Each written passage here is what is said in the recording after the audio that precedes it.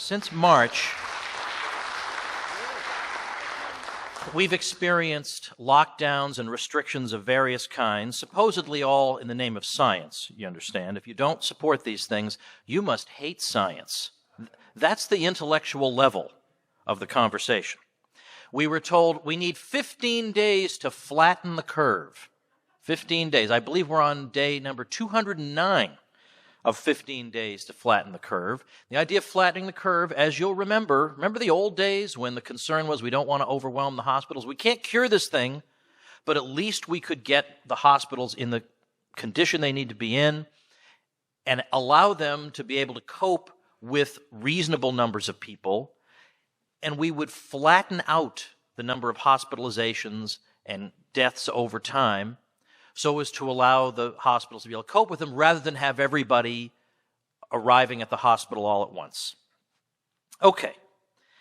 Then you started to see on social media all your friends saying the hospitals are overwhelmed. It was like a memo had gone out that the word we were all going to use was overwhelmed. Like your friends couldn't even be creative enough to come up with a different word. They all had the same word. The hospitals are overwhelmed. Because their other friend said the hospitals are overwhelmed because the other friend said that. What actually happened was that in April alone, 1.4 million jobs in healthcare were lost. Because far from being overwhelmed, the hospitals were mostly empty.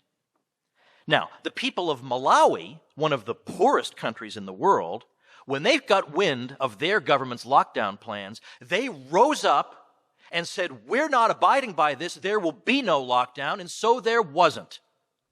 We could learn from them. Even The Atlantic had to admit, when you ask them to stay home, in many cases, you're asking them to starve. In the UK, The Telegraph says, the absurd demand that developing countries adopt economically disastrous lockdowns is driving untold misery. How often is that mentioned in the U.S.? Ever?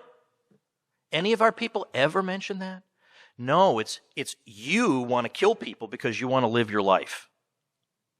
Or because you don't want 2 years of your kids' lives taken away from them. Because now we're being told maybe you can have your life back in the spring of 2022. Sunitra Gupta of Oxford, whom I mentioned before, who's been called the world's preeminent infectious disease epidemiologist, says it's a good thing for young and healthy people to be exposed. She says, this is how we have always managed viruses. Why is this so different? If we keep introducing restrictions and lockdowns while we wait for a vaccine, it will be the young that suffer the most, particularly those from more deprived backgrounds. We can't keep doing this. It would be an injustice.